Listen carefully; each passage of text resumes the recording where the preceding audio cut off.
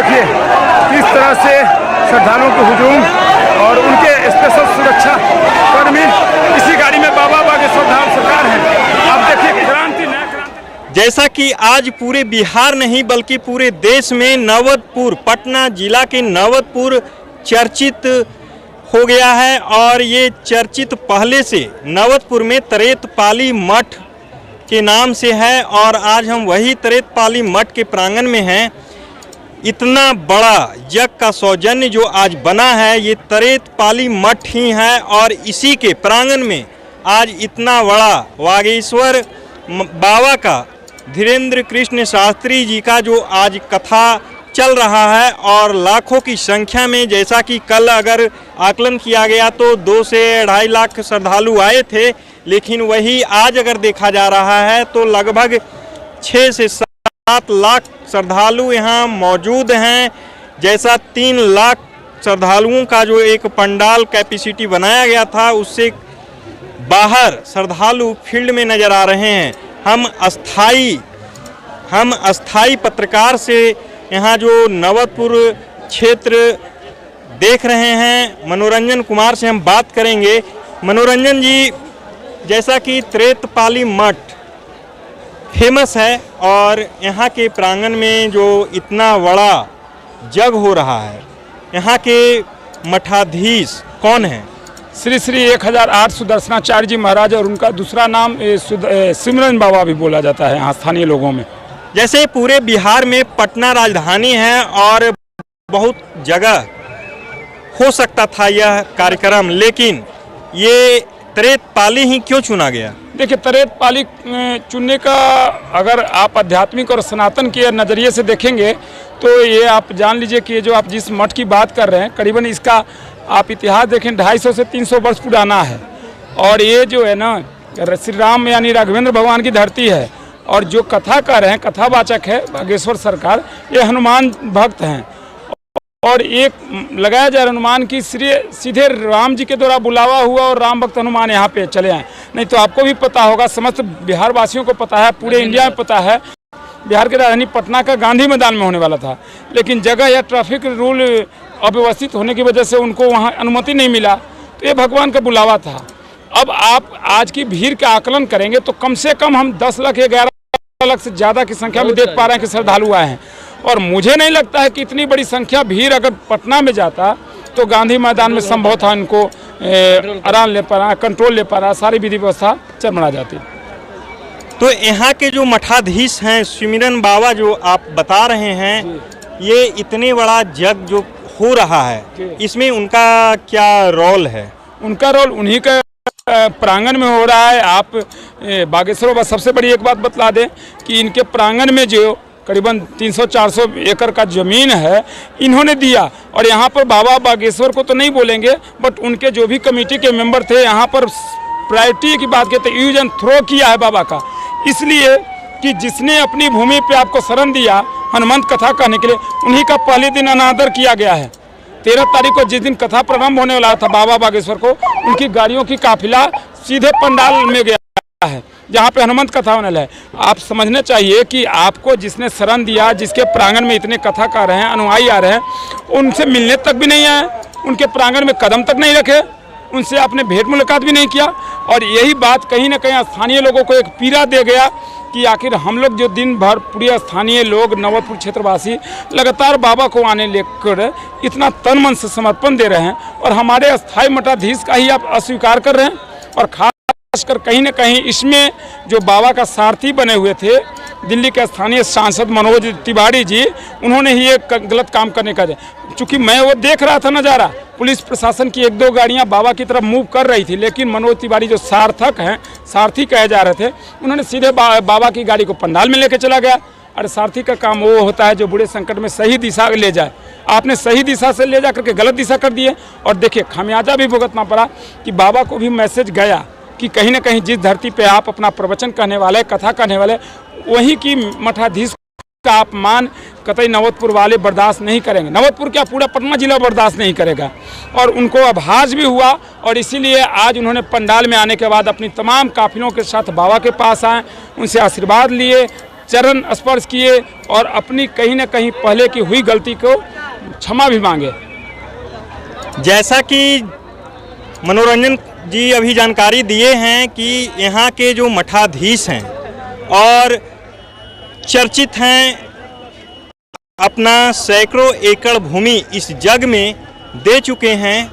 और जग में जो इतना बड़ा काफिला श्रद्धालुओं का देखा जा रहा है, लाखों की संख्या में जैसा कि बताया जा रहा है, और यहाँ का श्रद्धालुओं का भीड़, आवागमन और अस्थाई भीड़ जो देखा जा रहा है,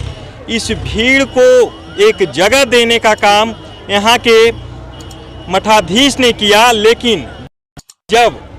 बागेश्वर बाबा का आगमन होता है पहला दिन 13 तारीख को, तो उनका सारथी और यहाँ का जो व्यवस्थापक थे, यानी कि ये कार्यक्रम का जो व्यवस्थापक थे, उनके द्वारा बहुत बड़ी चूक हो गई। चूक क्या हुआ कि इतने बड़े जगह देने वाले मठाधीश को उन्होंने दरकिनार कर दिया। जब इस बात की आभास हमारे बाबा बागेश्वर धीरेन्द्र कृष्ण शास्त्री को हुआ, तो आज 14 तारीख को दूसरी दिन है कथा स्थल। आज वो कथा कह रहे हैं अपनी पूरी काफिला के साथ। कथा स्थल पंडाल में जाने से पहले आज ये जो आप मंदिर मठ देख रहे हैं, इसी में सबसे पहले यहाँ के मठाधीश के पास आते हैं और अपना पूजा पाठ करते हैं, गद्दी स्वीकार करते हैं। उसके बाद क्या होता है बताएं। हाँ, उनको महसूस हुआ कि कहीं ना कहीं हमारे कमेटी, आयोजन समिति की कमेटी है, उसके द्वारा कहें या हमारे जो सारथी बने हुए थे मनोज तिवारी, मैं बार बार नाम ले रहा हूँ उनके सारथी मनोज तिवारी, जो बीजेपी का सांसद है, कहीं उनसे बहुत बड़ी चूक हुई है और उनको इस बात का एहसास हुआ कि हमने कहीं ना कहीं चूक किए हैं कि जिसने मुझे दिया सम्मान उसी का कर दें अपमान। अरे हमें जो सम्मान दिया उसी का अपमान करने का क्या अधिकार है। और स्थानीय लोग, यहाँ के लोगों के बीच में एक ज्वलन सा मुद्दा बन गया था कि अरे आपको इतनी बड़ी काफिलों का जो इतना बड़ा अपना सर्वस्व निछावर कर दिया कि जहाँ आपको कथा कहना है हम सपोर्ट भी करेंगे। आप यहाँ पर जाकर के स्थानीय कई लोगों से मैंने बात किया है, कई लोगों का मेरे पास फ़ोन आया है, उन्होंने बोला कि बतलाइए, मात्र 14 से 15 दिन हम लोग को दिया गया है कि इस आयोजन को थोड़ा संभाले, और उसमें हमने तमाम अपना तन मन न्यौछावर किए कि हमारे प्रांगण में जो भी श्रद्धालु बिहार से, बिहार के बाहर से, पटना के बाहर से हैं, उनको कोई भूल चूक नहीं हुए। और वहाँ के जो मठाधीश हैं उन्हीं का अपमान कर रहे हैं आप। और बाबा के पास जाता है, ये बड़प्पन कहेंगे, कहने के तब उनको एहसास होता है कि हमारी कमेटी के द्वारा बहुत बड़ी चूक होती है। और तब आज आप देखेंगे कि तमाम गाड़ियों का काफिला अपने तमाम सिक्योरिटियों के साथ बाबा के पास जाते हैं, चरणों में अभिनंदन करते हैं, उन्हें आभास होता है कि हमसे जो गलती हुई है इसे क्षमा करे। और आप जाके देखिए कि आज जो हैं यहाँ के मठाधीश, उनके साथ मंच पे विराजमान है, वो भी कथा कहने के दौरान बैठे हुए हैं। कल क्यों नहीं, कल किसी भी टीवी चैनल या किसी भी बड़े न्यूज़ चैनल में दिखा दे कि बाबा बागेश्वर धर्म सरकार के बगल में यहाँ के मठाधीश बैठे हुए हैं, उनका अपमान हुआ था। और ये कभी भी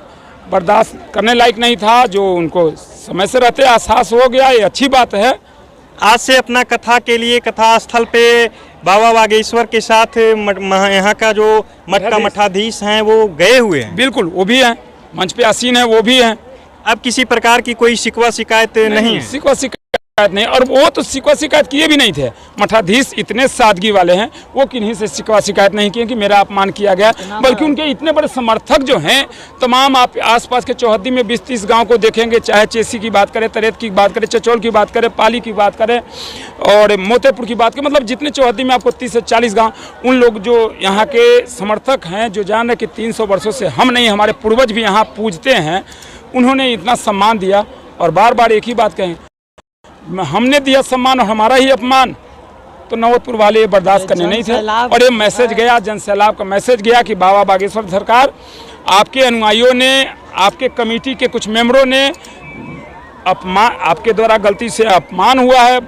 सिमरन जी का अपमान हुआ है, श्री 1008 सुदर्शनाचार्य जी का अपमान हुआ। और तब उन्होंने, आप देखेंगे, पहले उनकी गाड़ियों का काफिला हालांकि पंडाल में जाता है, उसके बावजूद वो सुनियोजित तरीके से अपने तमाम सिक्योरिटी के साथ इस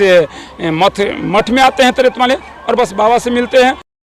उनको मान सम्मान के साथ ले जाया जाता है। और आज आप जाके देखेंगे कि बाबा का जहाँ मंच पे उनका प्रवचन हो रहा है, उसके बगल में ही सिमरन बाबा बैठे हुए हैं। जिसने दिया सम्मान उन्हीं को कर दिया गया अपमान, उसके बाद फिर दिया गया सम्मान। आप बने रहें सफर तक से और आगे की जानकारी आपको दिया जाएगा। और देखिए अब बाबा तरेतपाली मठ के मठाधीश श्री सुदर्शनाचार्य जी महाराज के मिलकर संपर्क कर उनसे आशीर्वाद लेकर अपनी गलतियों को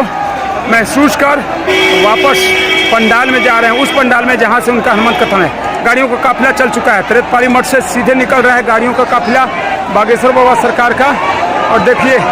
तमाम श्रद्धालु उनके आगे देखिए किस तरह से श्रद्धालुओं के हुजूम और उनके स्पेशल सुरक्षा कर्मी इसी गाड़ी में बाबा बागेश्वर धाम सरकार है। अब देखिए क्रांति, नया क्रांति तरेतपाली मठ से, देखिए ये तरेतपाली मठ से श्रद्धालुओं के बीच में बाबा की काफिला निकल रहा है। जय श्री राम का हुंकारी भरते हुए गूंज सुनाई दे रहा होगा। तरेतपाली मठ की पावन धरती से सीधा ग्राउंड रिपोर्ट दिखा रहा हूँ। अब देखिए बिहार राज्य के हर छोटी बड़ी खबर की जानकारी के लिए हमारे चैनल सफर तक से जुड़े रहें और सब्सक्राइब कर बेल आइकन जरूर दबाएं, साथ ही शेयर करना न भूलें।